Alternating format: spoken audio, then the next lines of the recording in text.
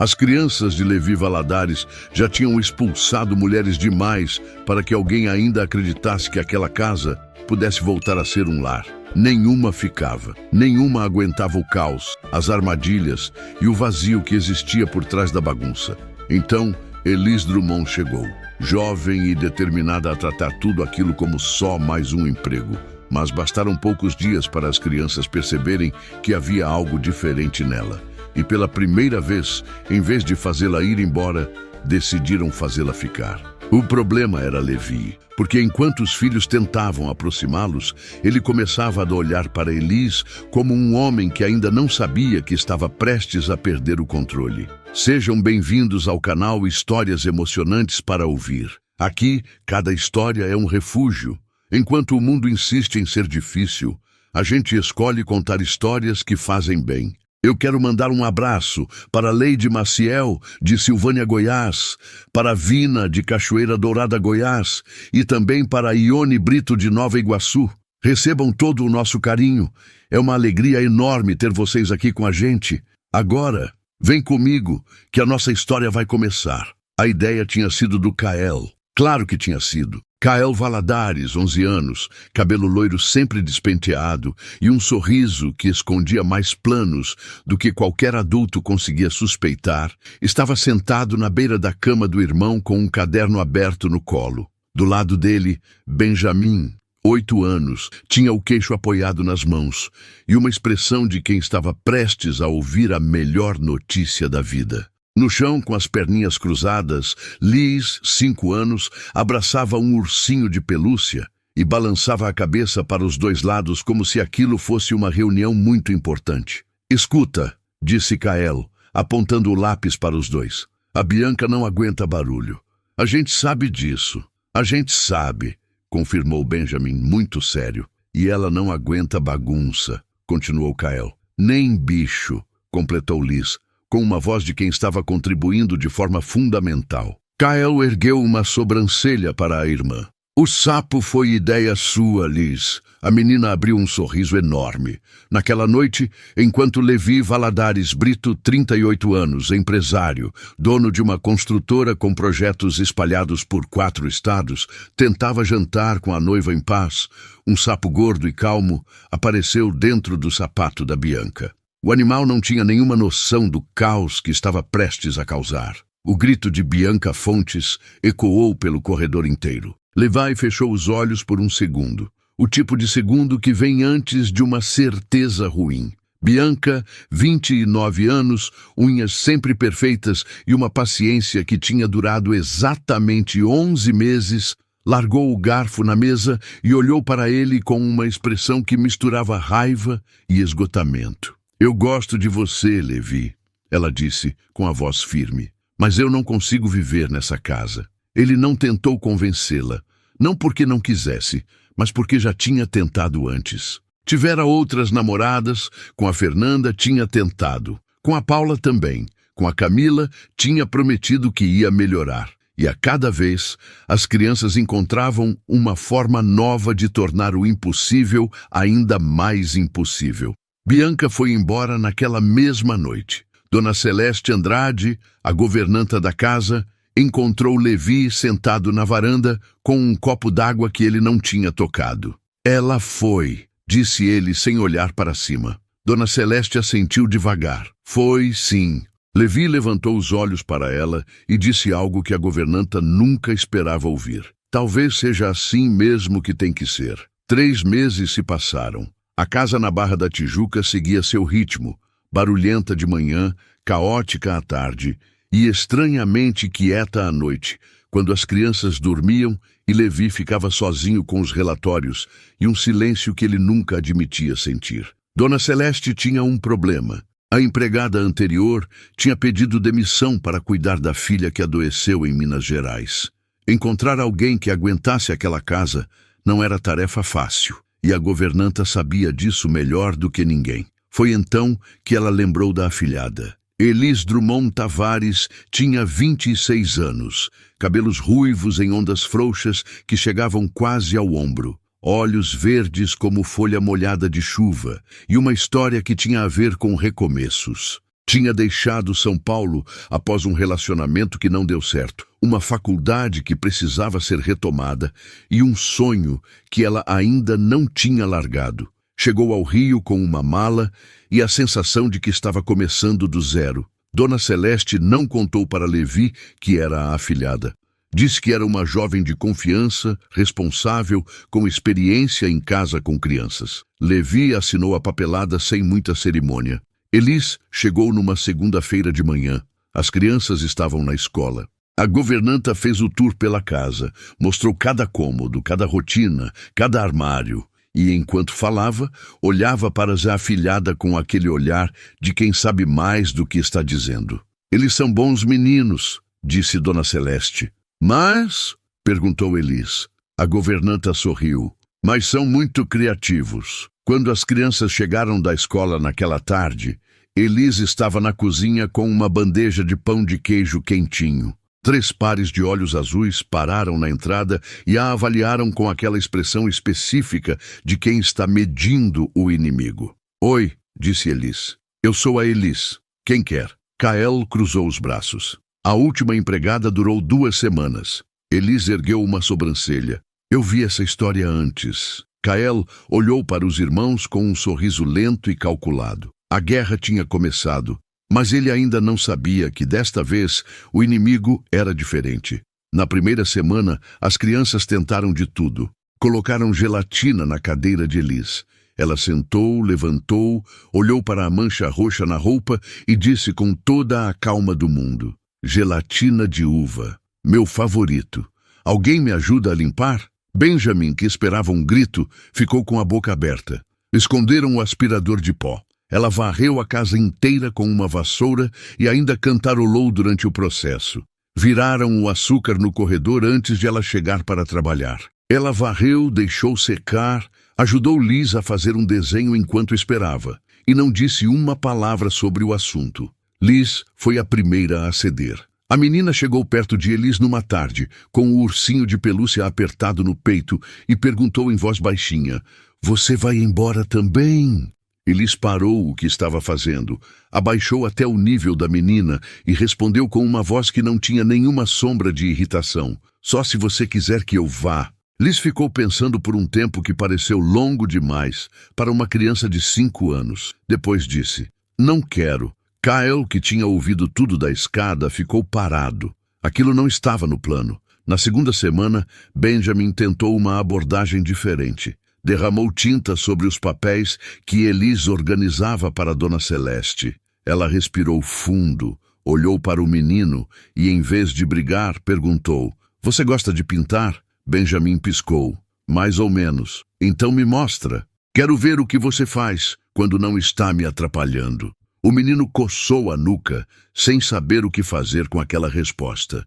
Naquela tarde, os dois ficaram na varanda pintando em folhas velhas, e Benjamin pintou um dinossauro verde, que ficou bonito demais para ser coisa acidental. Elis pregou o desenho na geladeira. Kael reuniu os irmãos no quarto naquela noite e disse com uma voz diferente de todas as outras vezes: A gente precisa mudar o plano.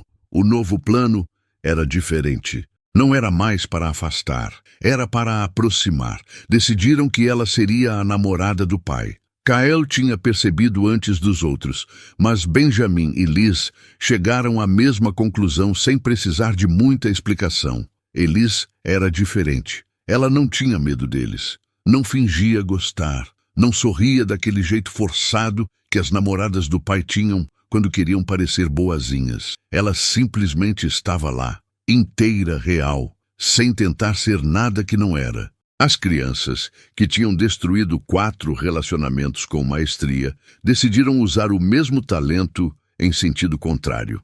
O pai precisa reparar nela, disse Kael, apontando o lápis para os irmãos, como numa reunião de estratégia. Mas o pai nunca está em casa de dia, respondeu Benjamin. Exato, disse Kael. A gente vai mudar isso. O primeiro passo foi simples. Benjamin correu até o escritório de Levi numa manhã de sábado, respirando como se tivesse corrido uma maratona, e disse: Pai, a Eli estava falando para Dona Celeste que o senhor é muito bonito. Levi baixou os olhos do computador. O quê? Ela disse que o chefe é o homem mais bonito que ela já viu. Benjamin abriu um sorriso de orelha a orelha. Achei que o senhor devia saber. Levi franziu a testa, mas não disse nada. 2 dias depois, foi Kael quem chegou com o próximo relatório. Pai, eu vi a Elis te olhando pela fresta do quarto enquanto o senhor trocava de roupa. Levi parou o que estava fazendo. Kael, só estou informando, disse o menino com uma inocência absolutamente falsa. Aquilo ficou na cabeça de Levi mais do que deveria. Na manhã seguinte, ele atravessou a cozinha com passos firmes, encontrou Elis organizando o café da manhã e disse sem rodeios: preciso falar com você. O coração de Elis desceu 2 andares. Ela não sabia o que tinha feito de errado, mas aquela expressão no rosto dele dizia que o que viria a seguir não seria simples. A conversa foi na sala. Levi ficou de pé, porque ele nunca sentava quando estava irritado. Elis ficou de frente para ele, as mãos unidas na frente do corpo, sem entender o que estava acontecendo. Me disseram que você tem feito comentários sobre mim, disse ele direto. Ela piscou. Comentários? Que eu sou bonito, que fica me observando. A voz dele era fria e controlada. Eu preciso que você entenda que isso não é adequado. Existe uma relação profissional aqui. Elis sentiu o calor subir no rosto. Era uma mistura de embaraço e indignação que ela mal conseguia separar. Eu nunca disse isso. Ela respondeu com voz firme, mas sem agressividade. Nunca. Eu respeito muito o senhor e o meu trabalho. Jamais diria uma coisa dessas. Levi olhou para ela por um segundo longo. Havia algo na forma como ela sustentou o olhar dele. Sem desviar, sem se encolher, apenas dizendo a verdade com toda a dignidade que tinha. Ele ficou quieto, e então, como quem resolve um cálculo mental, juntou as peças. Benjamin, Kael, o sorriso largo demais do menino, a história do quarto contada com inocência demais. Eu preciso pedir desculpa, disse Levi, e a frase saiu de um lugar que ele não costumava acessar. Elis piscou, surpresa. Senhor, fui precipitado.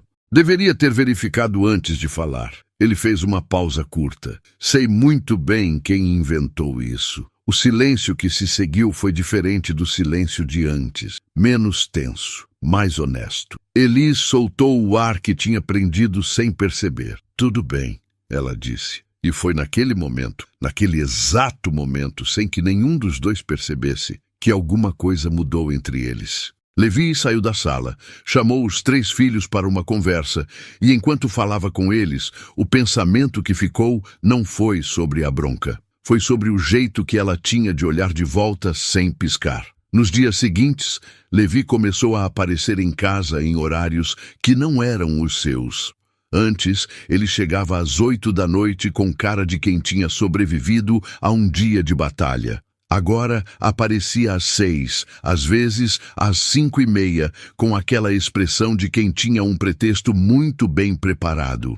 Precisava pegar uns documentos, disse numa quinta-feira. Reunião cancelada, disse na sexta. Dona Celeste, que naquela casa havia visto de tudo, sorriu para si mesma e não disse absolutamente nada. Elis estava sempre em movimento. O café, o almoço, a busca das crianças, as tarefas da tarde, mas começou a perceber que quando ela estava na cozinha, ele aparecia pedindo água. Quando estava no jardim com as crianças, ele saía para fazer uma ligação no mesmo jardim. Uma tarde, Liz puxou Elis pelo braço e disse em voz alta, sem nenhum filtro, "O meu pai fica te olhando." Elis ficou vermelha. Levi, que estava a 3 metros de distância, fingiu que estava olhando para o celular com muita concentração. "Liz", disse ele com uma voz muito calma. "É verdade", insistiu a menina. "Eu vi." Benjamin apareceu atrás da irmã e acrescentou com aquela seriedade de 8 anos que era ao mesmo tempo cômica e precisa. "Nós todos vimos, pai." Kael, encostado no batente da porta, cruzou os braços com um sorriso que era praticamente uma obra de arte. Naquela noite, quando Elis foi até a varanda buscar as roupas que tinham secado, Levi estava lá, os braços apoiados no corrimão, olhando para as luzes da cidade lá embaixo. Nenhum dos dois falou por um tempo. Depois ele disse, "Você está gostando do Rio?" Ela parou com as roupas na mão. Estou, disse ela, mais do que esperava. Quando ela foi embora para dentro, Levi ficou no mesmo lugar e percebeu que tinha prestado atenção em cada palavra que ela disse. Não no que ela disse, mas em como ela disse. Havia uma tensão que nenhum dos dois nomeava. Ela aparecia no café da manhã com o cabelo ainda úmido do banho, e ele errava o alvo do açúcar no café. Ele aparecia no corredor com a camisa ainda aberta, e ela se concentrava demais no que estava fazendo. As crianças, que eram danadas, mas não eram cegas, observavam tudo com olhos brilhantes e bocas fechadas, o que por si só já era suspeito. Numa tarde, enquanto as crianças estavam na casa do avô, a casa ficou vazia de uma forma incomum, silenciosa. Só eles dois. Elis estava dobrando roupas na lavanderia quando Levi apareceu na porta. Você não precisa fazer isso hoje, disse ele. Prefiro não acumular. Ela respondeu, sem parar. Ele ficou parado no batente por um momento. Depois entrou, pegou uma camiseta da pilha e começou a dobrar. Ela olhou para ele. O senhor não precisa... Eu sei, ele disse, e continuou dobrando. Ficaram assim por um tempo, lado a lado, na lavanderia pequena que não tinha espaço para os dois, sem que os braços quase se tocassem. O silêncio entre eles não era vazio. Era cheio de coisas que nenhum dos dois sabia como dizer. Por que você veio para o Rio? Ele perguntou de repente. Ela pausou por um segundo. Para recomeçar, ela disse. Recomeçar o quê? Ela ergueu os olhos para ele. Quase tudo. O olhar que ele devolveu durou tempo demais para ser educado e de menos para ser uma resposta. A mão de Levi alcançou a mesma camiseta que a mão dela ainda segurava. Nenhum dos dois recuou. Foi uma semana depois, numa tarde em que a casa estava quieta.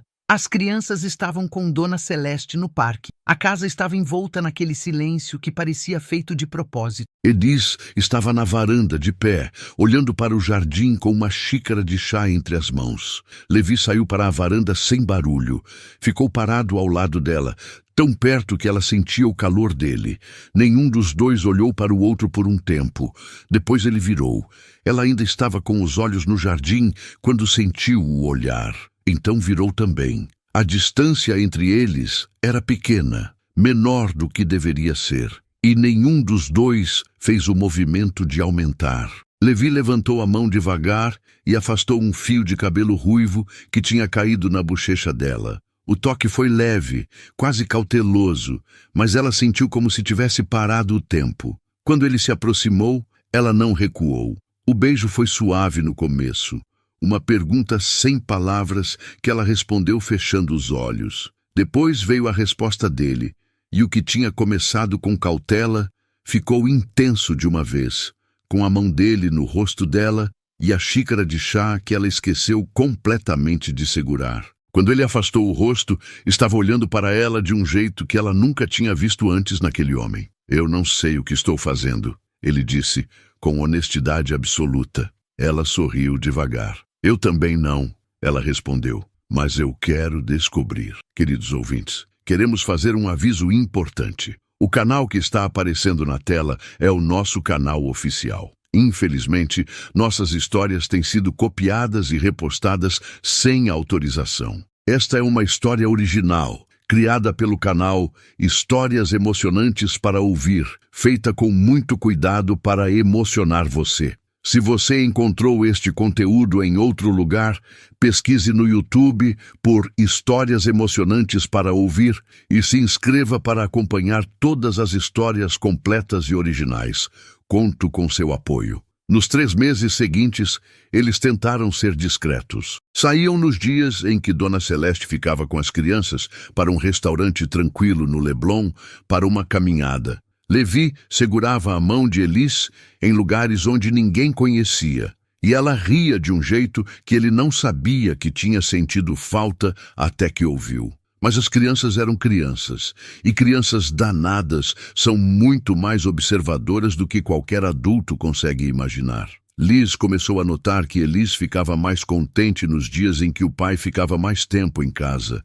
Benjamin percebeu que o pai parou de olhar para o celular durante o jantar. Kael, que tinha 11 anos e um instinto afiado, viu o pai chegar tarde da noite com uma expressão que ele nunca tinha visto antes. Leve, tranquila, quase aliviada. Numa tarde de sábado, quando Levi e Elis chegaram juntos da padaria, tendo saído separado, como de costume, e se encontrado por acaso, os três estavam sentados no sofá da sala, com aquela cara de quem estava esperando. A gente já sabe, disse Kael.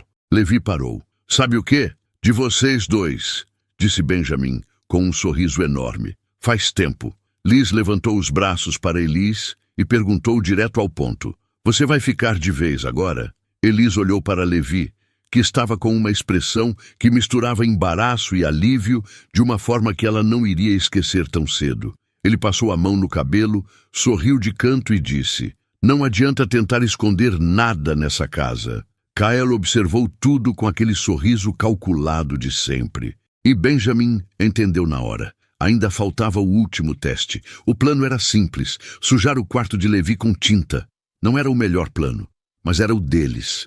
O problema começou quando Benjamin subiu numa cadeira para alcançar a lata de tinta no armário alto. A cadeira era velha, tinha um pé mais curto que os outros, e o menino de 8 anos era pesado demais para o equilíbrio precário que aquilo exigia. A cadeira foi para um lado, Benjamin foi para o outro. O barulho que veio a seguir foi seco e grave, o tipo de som que para o coração de qualquer pessoa. Elis estava no corredor quando ouviu. Não precisou de mais nada.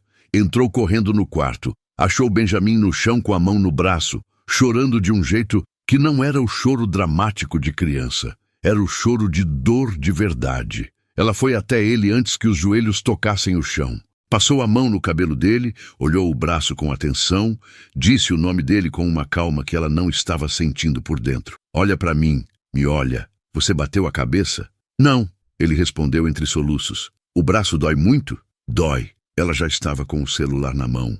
Ligou para Levi antes mesmo de ligar para Dona Celeste. A voz estava controlada, mas a urgência estava em cada palavra. Gael e Liz ficaram parados na porta do quarto, sem falar, sem brincar, com aquela expressão de quem entendeu que desta vez foi longe demais. Levi chegou em 20 minutos. Encontrou Elis sentada no chão ao lado de Benjamin, com o braço do menino imobilizado, com uma faixa improvisada, o menino apoiado nela, os olhos ainda úmidos. No quarto havia tinta derramada e uma cadeira virada. Levi olhou para tudo aquilo por um segundo, montou o cenário na cabeça e não disse nada. No hospital, enquanto esperavam o resultado do raio-x, Levi ficou parado no corredor. Olhou para dentro da sala onde Elis estava com Benjamin, segurando a mão dele e contando uma história inventada sobre um dinossauro que tinha medo do escuro.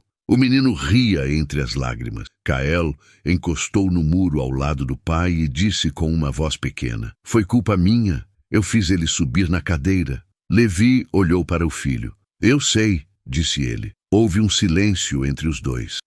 Ela nunca vai embora, disse Kael, não como uma pergunta, como uma constatação. Levi ficou olhando para dentro da sala por um momento. Não, disse ele, ela não vai. Benjamin tinha uma fratura pequena no rádio. Não era grave, mas era real, e tinha sido suficiente para mostrar o que Levi precisava ver. Naquela noite, quando Benjamin dormiu com o braço engessado e a casa ficou quieta, Levi ficou parado na porta do quarto de Elis com algo no bolso que ele tinha comprado 3 semanas antes, sem saber quando iria usar. Ele bateu na porta devagar. Ela abriu com uma expressão que ainda carregava o susto do dia. Ele está bem, disse Levi. Eu sei, ela respondeu, mas eu ainda estou tremendo. Ele olhou para ela por um segundo e então deu um passo para dentro do corredor, ficando muito perto, da mesma forma que naquela noite na varanda. Eu preciso te dizer uma coisa. Ela esperou. Não sei exatamente quando aconteceu, começou ele. Pode ter sido no dia em que você sentou no chão com a Liz e disse que só iria embora se ela quisesse. Pode ter sido na lavanderia. Pode ter sido em 1000 outros momentos que eu não percebi. Ele parou por um segundo. Mas eu sei que essa casa não é a mesma casa desde que você chegou. E eu não sou o mesmo homem. Elis não disse nada. Os olhos dela brilhavam. Levi colocou a mão no bolso e tirou uma caixinha pequena. Eu não estou com pressa, disse ele. Você pode dizer que é cedo demais, mas eu quero que você saiba o que estou sentindo. Ele abriu a caixinha. Elis Drummond, você quer casar comigo? O sim dela saiu antes que ela percebesse que tinha falado. A festa foi pequena e íntima, num sítio em Petrópolis que tinha uma vista de montanha que fez Elis parar no meio do caminho só para respirar. O verde das serras envolvia tudo. O ar tinha aquele cheiro de terra molhada e flor silvestre que ela não conhecia antes. Entre uma promessa e outra, o vento fazia barulho suave nas folhas das árvores antigas do sítio. Kael foi o padrinho e cumpriu o papel com uma seriedade que fez todos sorrirem. Benjamin, com o braço ainda com a última semana de proteção, quase tropeçou no caminho até o altar e arrancou gargalhadas de todos. Liz jogou as pétalas com tanta concentração que parecia estar realizando uma cirurgia. Dona Celeste ficou na última fileira com um lenço na mão e um sorriso que durou o dia inteiro. 5 anos depois, Elis concluiu a graduação em Direito com o marido na primeira fila e 3 crianças segurando cartazes feitos à mão. A foto daquele dia ficou emoldurada na sala. Ela de beca, sorrindo com os olhos cheios d'água, e Levi ao lado dela com um orgulho que ele nem tentava esconder. Naquele mesmo ano, a pequena Yara nasceu. Tinha os olhos verdes da mãe e o cabelo loiro do pai, e chegou ao mundo com aquela calma tranquila de quem sabe que é muito esperada. Kael, que tinha 16 anos e achava que não iria se emocionar, ficou parado olhando para a irmã através do vidro da maternidade com os olhos muito brilhantes. Ela é pequena demais, disse Benjamin. Vai crescer, respondeu Kael. E vai ser danada igual a gente, completou Liz, satisfeita. Levi olhou para os 3 filhos, depois para a janela onde Elis estava com a bebê nos braços e pensou que havia um tempo em que achava que aquela casa era grande demais para tanta solidão. Agora ela parecia exatamente do tamanho certo. Quando Liz, anos atrás, olhou para Elis e perguntou se ela ia embora também, não estava fazendo uma pergunta simples. Estava oferecendo o coração da família inteira. E Elis respondeu com tudo o que tinha. Às vezes, é a pergunta mais singela de uma criança que abre a porta que um adulto nunca teria coragem de abrir sozinho. Conta pra gente nos comentários qual foi o momento que mais te emocionou nessa história. Curta o vídeo, deixe o seu comentário e se inscreva no canal oficial Histórias Emocionantes para não perder nenhuma história. Obrigado por estar aqui. Fiquem com Deus e até a próxima história.